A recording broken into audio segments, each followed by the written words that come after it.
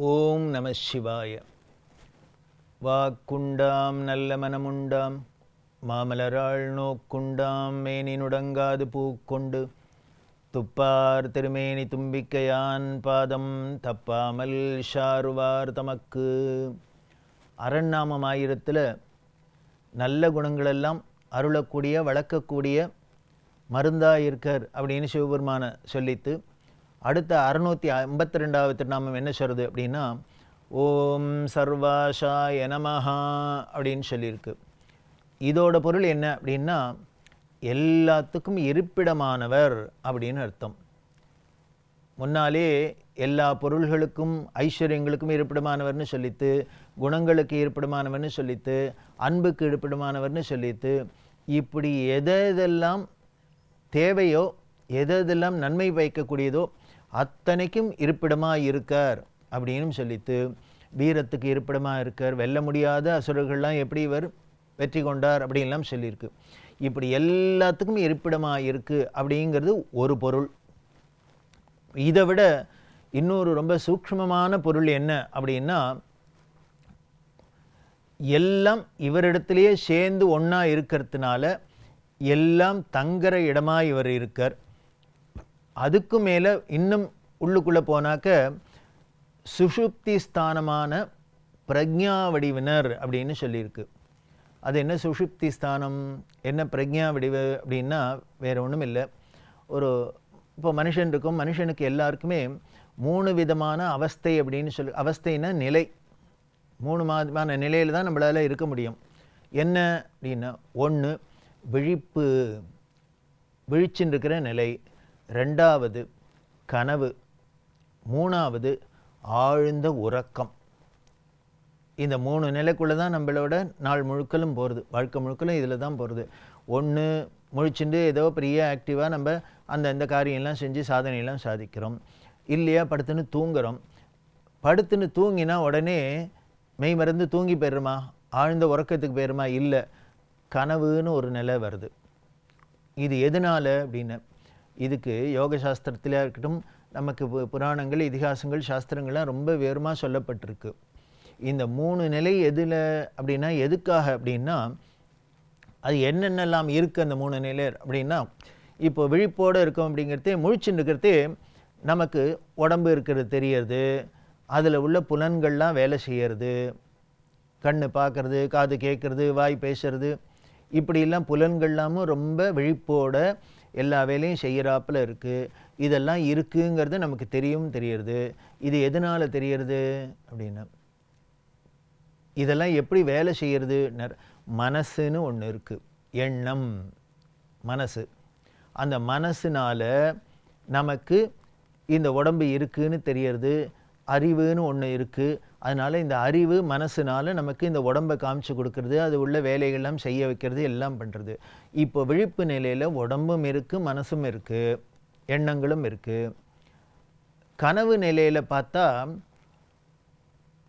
என்னெல்லாமோ பார்க்குறோம். அந்த இடத்துலையே, அந்த கனவுக்குள்ளேயே நாமளே ஏந்துன்னு அங்கே ஓடுறாப்புல இருக்குது, பாடுறாப்புல இருக்குது, ஆடுறாப்புல இருக்குது, யாரோடய பேசுகிறாப்புல இருக்குது, இன்னும் பல பேரோடு நம்மளோட கூடி இருக்கிறாப்புல இருக்குது, பலவிதமான பொருள்கள்லாம் இருக்குது, எல்லாம் கனவில் தெரியறது.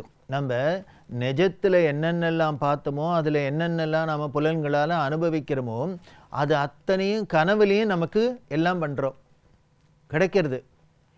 ஆனால் ஒரு ஆச்சரியம் என்ன அப்படின்னா, இப்போ நாம் வெளியில் பார்த்தோமே நிதர்சனமாக, இந்த பொருள் ஏதானு கனவுக்குள்ளே இருக்கா? இப்போது நிஜமாக அதில் எடுக்க முடியுமோ? கிடையாது. அப்போ என்ன, எங்கேருந்து வந்தது இத்தனையும் அப்படின்னு. இப்போது நினைவில் என்னோட ஒரு வீடு இருக்குது, கார் இருக்குது, இனிமேல் டேபிளில் அல்வா இருக்குது, வடை இருக்குது அப்படின்னா, கனவுலேயும் நான் இனிமேல் வடை சாப்பிட்றாப்புல, அல்வா திங்குறாப்புல, காரில் போகிறாப்புலாம் கனவு வருது. ஆனால் அங்கே நிஜமாகவே வடை இல்லை, அல்வா இல்லை, கார் இல்லை, ஒன்றும் இல்லை. ஏன், இன்னும் சொல்லப்போனால் நாமளே இல்லை, ஆனால் தெரியறது. இது எதுன்னா, அதுதான் மனசோட சக்தி. அந்த மனம் என்ன பண்ணுறது, இது அத்தனையும் அதுவே உண்டாக்கிண்டு இது அத்தனையும் அனுபவிக்கிறது. இப்போது விழிப்பு நிலையில் நாம் ஸ்தூலமாக எல்லாத்தையும் அனுபவித்தோமா, நிதர்சனமாக அனுபவிச்சோமா? இப்போ கனவில் என்னென்ன சூக்ஷ்மமாக அனுபவிக்கிறோம். அப்போது அங்கே உடம்பு இல்லை, வெளியில் நம்மளோட புலன்கள் இல்லை, எதுவும் இல்லை.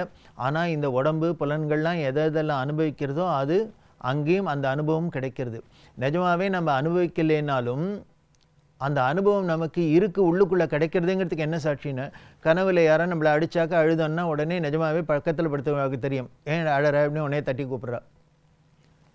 அதில் ஏதாவது சந்தோஷமாக இருந்ததுன்னா சிரித்தோம் அப்படின்னா தூக்கத்திலே சிரிக்கிறாங்கிறோம். அப்போது நமக்கு அந்த உணர்வு கொடுக்கறது அது நிஜமாகவே அங்கே நடக்கிறது. அது எப்போ போகிறது அப்படின்னா, விழிச்சிட்டோம் அப்படின்னா, கண்ணை விழிச்சிட்டோம் அப்படின்னா அவ்வளோதான், அத்தனையும் போயிடுறது. அது எப்படி இருக்குது அப்படின்னா, சினிமா திரையில் பார்த்தா வெள்ளைத்திரையில் எல்லாம் நடக்கிறது. பாட்டு பாடுறா, ஆடுறா, இனிமேல் சண்டை போடுறா, எல்லாம் நடக்கிறது. ஆனால் அது அத்தனையும் உண்மையா இல்லை, வெறும் வெள்ளைத்திரை தான் இருக்குது. வெள்ளைத்திரையில் இத்தனை விசித்திரங்களும் காமிக்கப்படுறது. ஆனால் விளக்கை அணைச்சிட்டோம் எடுத்துட்டோம் அப்படின்னா என்ன ஆச்சுன்னர், அவ்வளோதான், எல்லாம் போயிடுறது. அதை போல தான் நமது ஒவ்வொரு மனித வாழ்க்கையிலையும் விழிப்பு நிலையில் நடக்கிறது நமக்கு இருக்குது. அதுவே தான் கனவு நிலைன்னு நடக்கிறது இருக்குது. ஆனால் வேதாந்தம் என்ன சொல்கிறதுன்னர், இந்த கனவு நிலையில் எல்லாம் பார்த்த இல்லையா, அதே மாதிரி தான்ப்பா விழிப்பு நிலையில் இருக்கிறதும். இதையும் நம்ப முடியாது. அது நீ முழிச்சுட்டீங்கன்னா கண்ணை விழிச்சாக்க எல்லாம் போயிடுறாப்புல. இது என்ன எப்போ போகுன்னு, நீ கண்ணை மூடினீன்னா எல்லாம் போயிடும். அந்த கனவு நீ கண்ணை விழிச்சா எல்லாத்தையும் கலைஞ்சு போயிடுறதுன்னா, உன்னோட நிஜ வாழ்க்கை என்னென்ன, நீ கண்ணை மூடினீன்னா போச்சு, அவ்வளவுதான். பார்க்குறமே எத்தனையோ உலக சாதனை பண்ணுவா, அவ என்னெல்லாமோ பார்க்குறோம். எல்லாம் இருந்த இடம் தெரியாத போயிடுது ஒரு காலத்தில். இன்னும் எல்லாம் பழங்கதையான போயிடுது, ஏதோ இருந்தார் சார், பண்ணினார் சார் அப்படின்னு தான் போயிடுது. அப்போ என்ன ஆச்சு, அதுக்கு பேர் தான் அனித்தியம், அனித்தியம் மாயை அப்படின்னு பேர். எல்லாம் இருக்கிறாப்புல இருக்குது, ஆனால் கடைசியில் பார்த்தா ஒன்றும் இல்லாது போயிடுறது. இதைத்தான் வேதாந்தம் சொல்கிறது. இதைத்தான் எல்லா சித்தாந்தங்களும் இதைத்தான் நமக்கு வர்ணிக்கிறது. புத்தர் என்ன சொன்னார், என்ன சூன்யம் அப்படின்னு சொன்னார். சூன்யம்னா என்ன, ஒன்றும் இல்லாத போயிடுறது அப்படின்னு.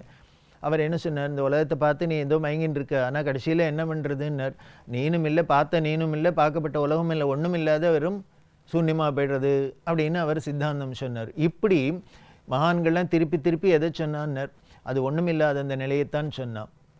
அது அத்தனை மாயைங்கிறத நமக்கு புரிய வைக்க சொன்னான். அப்போ எதுக்காக இதை புரிஞ்சுக்கணும் அப்படின்னா, வேறு ஒன்றும் இல்லை, இதை புரிஞ்சுனுட்டோம் அப்படின்னா நம்ம ரொம்பவே அப்படியே கற்பனை பண்ணிட்டு கோட்டை கட்டிண்டு அத்தை பண்ணிவிடுவோம், இத்தை பண்ணிவிடுவோம், இது தான் இருக்கும் அப்படின்னு எல்லாம் நாம் ஒரு எதிர்பார்ப்பு இருக்கு இல்லையா, அந்த எதிர்பார்ப்பு இல்லாத இருக்கும். எதிர்பார்ப்பு இல்லைனாலே ஏமாற்றம் இல்லை, ஏமாற்றம் இல்லைனாலே கஷ்டம் இல்லை, துக்கம் இல்லை. இதானுங்க. இப்படி ரெண்டு நிலை. மூணாவது நிலை என்ன, அதுக்கு பேர் தான் சுஷுப்தி அப்படின்னு பேர். ஜாகிரத், ஸ்வப்னம், சுஷுப்தி. ஜாகிரத்னா விழிப்பு நிலை, சொப்னம்னா கனவு நிலை, சுஷுப்தின்னா அது என்னென்ன, ஆழ்ந்த உறக்க நிலை. ஆழ்ந்த உறக்க நிலை. அந்த ஆழ்ந்த உறக்க நிலையில் இருக்கக்கூடிய பிரக்ஞா வடிவினர் அப்படின்னு இந்த நாமம் சொல்லியிருக்கு இல்லையா. அந்த பிரக்ஞைன்னா என்ன அப்படின்னா, ஆழ்ந்த உறக்கத்தில் நாம் தூங்குறோம். தூங்குறதே நமக்கு அப்போ என்ன, உடம்பும் தெரியல, மனசும் இல்லாது போய்டுறது. நம்ம முழிச்சுன்னு இருக்கிறதே உடம்பு இருக்குது, மனசும் இருக்குது. கனவு நிலையில் உடம்பு இல்லை, மனசு இருக்குது. ஆனால் ஆழ்ந்த உறக்க நிலையில் என்ன, மனசும் இல்லை, உடம்பும் இல்லை, ஒன்றும் இல்லை. அப்போ ஒன்றுமே இல்லைன்னா எது பண்ணித்துன்னர், அப்போ நான்கிற ஒன்று பண்ணித்து. நமக்கு உள்ளுக்குள்ளே ஒரு ஆத்மா, ஆத்மா ஜீவன் அப்படின்னு ஏதோ ஒன்று சொல்கிறோம் இல்லையா, அது இருக்கு இல்லையா, அதுதான் இருக்குது, அது மட்டுமே இருக்குது. மீதி இருந்தது எல்லாம் போயிடுத்து. அந்த ஆழ்ந்த நிலையில் அப்போ அது மட்டுமே இருக்கிற அந்த நானாக இருக்கிற நிலை. ரமண மகர்ஷி முதலானவர்கள்லாம் என்ன சொன்னால், நான் யாருன்னு விசாரம் பண்ணு, நான் யாருன்னு பாரு அப்படின்னா, என்னத்தை பார்க்குறது, நான் யாருன்னு எனக்கு தெரியாதா என்ன அப்படின்னு. உனக்கு தெரிஞ்ச நான் என்னென்ன, உன் உடல் வெளியில் தெரியக்கூடிய உடம்பு இதெல்லாம் தான் நீ நான் நினச்சிருக்க. ஆனால் அது உள்ளுக்குள்ளே இருக்கிற அந்த உயிர்னு சொல்லக்கூடிய ஜீவன் என்ன, அதை பாரு. அதுதான் அந்த ஆழ்ந்த உறக்க நிலையில் இருக்குது. அப்போது அந்த ஆழ்ந்த உறக்க நிலையில் இருந்தது எப்படி இருந்தது அப்படின்னா, எல்லாருக்குமே யாராக இருந்தாலும் சரி, நல்ல ஆழ்ந்த உறக்க நிலை, டீப் ஸ்லீப் அப்படின்னு சொல்லுமே, அது முடிஞ்சு ஏந்துட்டோம் அப்படின்னா அப்படி ஒரு ஃப்ரெஷ்ஷாக இருக்குது. அப்படி நம்ம உடம்புக்குள்ளலாம் அப்படி ஒரு எனர்ஜி ஏறினாப்பில் இருக்குது. அவ்வளவு. அதுக்கப்புறம் நம்ம என்ன வேணால் சாதிக்கலாம் அப்படிங்கிறாப்புல நமக்கு ஒரு உற்சாகம் வராப்பில் இருக்கு இல்லையா, அந்த ஆழ் உறக்க நிலையில் எப்படி இருந்ததுன்னர், அது சௌக்கியமாக தூங்கினேன் சார், இன்பமாக இருந்ததுங்கிறோம். அந்த இன்பத்துக்கு ஈடு மட்டும் வேறு எந்த ஈடும் சொல்ல முடியாது. அது எதனாலன்னர், அப்போது உன்னோட உடம்பு இல்லை, மனசு இல்லை, உன்னோட அந்த ஜீவன் மட்டும், அந்த ஆத்மா மட்டும் இருந்தது. அந்த ஆத்மாவோட நிலையே என்ன, அதோட குணமே என்ன, அது ஆத்மானா என்னன்னர், இன்பமே வடிவானது தான் ஆத்மஸ்வரூபம். அந்த ஆத்மாவைத்தான் அந்த பேரின்ப ஸ்வரூபமாக இருந்ததுன்னா அது பரமாத்மாங்கிறோம். அதுவே நமக்குள்ள ஒரு உடம்புக்குள்ளே கூட்டுக்குள்ளே ஒரு மனிதன் அப்படிங்கிற ஒரு கூட்டுக்குள்ளே இருந்ததுன்னா ஜீவாத்மான்னு சொல்கிறோம். அப்போது இன்பத்தில் ஒன்று பரமாத்மா இன்பம் வேறு, ஜீவாத்மா இன்பம் வேறுன்னு கிடையாது. இன்பம்னாலே எல்லாரும் ஒரே மாதிரி தான். அதுக்கு ஆதிசங்கர்லாம் சொல்ற, அந்த தூங்குறதே இன்பமாக இருந்ததுங்கிறது, அந்த இன்பத்தை அனுபவிக்கிறது எல்லாருக்கும் பொது, அது ஒன்று தான் அப்படிங்கிற. பெரிய கட்டிலில், தங்க கட்டிலில் ஏசியை போட்டு ராஜா தூங்கினாலும் சரி, ஒன்றுமே இல்லாத, ஒரு வசதியும் இல்லாத ஒரு மரத்தடியில் பிளாட்ஃபார்மில் ஒரு பிச்சைக்காரன் படுத்துன்னு தூங்கினாலும் சரி, அப்போ ரெண்டு பேரும் தூங்கிறதே கிடைச்ச இன்பம் ரெண்டு பேருக்கும் ஒன்று தான். ராஜா இனிமேல் தங்க கட்டியில் ஏசியில் தூங்கினாங்கக்கா அவருக்கு ஒரு ஏ கிரேடு இன்பம், இவர் வெறும் பிளாட்ஃபார்மில் தூங்கினார், இவருக்கு சி கிரேடு இன்பம்னு கிடையாது. ரெண்டு பேருக்கும் ஒரே இன்பம் தான் கிடைச்சிது. அதில் மட்டும் வித்தியாசமே இல்லை. நீ தூங்குறதுல மனுஷனுக்குள்ளே இந்த உடம்புல கூட்டில் தான் வித்தியாசம் இருக்கே வழிய, வெளியில் இருக்கிறதுல தான் வித்தியாசம் இருக்கே வழிய, உள்ளுக்குள்ளே இருக்கிறதுல வித்தியாசம் இல்லை. அந்த ஆழ் உறக்க நிலை அப்படின்னு, அந்த ஆழ் உறக்க நிலையில் இருந்து அப்போது நாம் உறங்கிட்டோம் அப்படின்னா, போயிட்டோம் அப்படின்னா, நாம் அதை அனுபவித்தோங்கிறதுக்கு என்ன சாட்சி அப்படின்னா, அப்போ தூங்கிறதே வேணால் நமக்கு தெரியல, நன்னா இது சந்தோஷமாக இருக்குது சார், அப்படி நான் நன்னா சந்தோஷமாக தூங்கினிக்கேன்னு யாரான்னு சொல்ல முடியுமா? அப்படி சொன்னாலே அவர் தூங்கலைன்னு அர்த்தம். அப்போ தூங்கி ஏந்துன்றதுக்கு அப்புறம் தான் நம்ம நன்னா தூங்கினோம், சந்தோஷமாக தூங்கினோம்னு தெரியறது.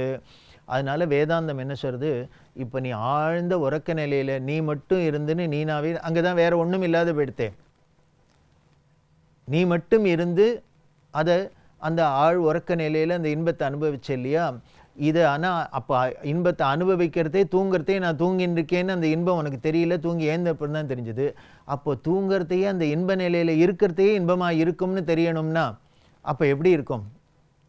அந்த நிலைக்கு பேர் தான் சமாதின்னு பேர். யோகிகள்லாம் சமாதி இருக்கா, சமாதியில் இருக்குது அப்படின்னா என்னென்ன, அதைத்தான் யோக சாஸ்திரம் சொல்லுது. அப்படி நீ தூக்கத்தில் எந்த நிம்மதியை பேரின்பத்தை அனுபவிக்கிறையோ, அதை விழிப்பு நிலையில் இருக்கிறதையும் அனுபவிக்கிறதுக்கு உன்னால் முடியும். அதுக்கும் என்ன பண்ணணும்னர், கொஞ்சம் உழைக்கணும், அதுக்கு வேலை செய்யணும். அது என்னென்ன, அதுக்கு பேர் தான் யோகம் அப்படின்னு சொல்லி, அந்த தவம் யோகம் அப்படிங்கிறதுலாம் அவள் என்ன பண்ணுறா அப்படின்னா, அந்த உள்ளுக்குள்ளே இருக்கக்கூடிய அந்த பொருள் என்ன அது மட்டும் தனியாக இருந்து, தானே தனியாக இருந்து இன்பத்தை அனுபவிச்சிருக்கே, அது என்னன்னு அதை உணர்றது. அப்படி அந்த உள்ளுக்குள்ளே இருக்கிற அந்த ஆன்மாவை உணர்ந்துட்டோம் அப்படின்னா, அந்த பிரக்ஞா அது என்னன்னு, அந்த ஆன்மாவே சிவம், அது தானே அத்வைதம், ரெண்டு இல்லை அப்படின்னு தானே சொல்கிறார். அது ரெண்டே கிடையாதுப்போ, ஒன்று தான் இருக்கிறது எல்லாம், அது ஒன்று தான் அப்படின்னு சொல்கிறா இல்லையோ, அதை நாம் உணரணும். உணர்ந்துட்டோன்னா அந்த பேரின்பம் விழிப்பு நிலையிலும் கிடைக்கும். அப்படி இருக்கக்கூடிய பிரக்ஞா வடிவாக இருக்கக்கூடியவர், அதை சுஷுப்திங்கிற அந்த வடிவத்தில் இருக்கக்கூடியவர்னு அதுதான் சிவபெருமான்னு சொல்கிறது.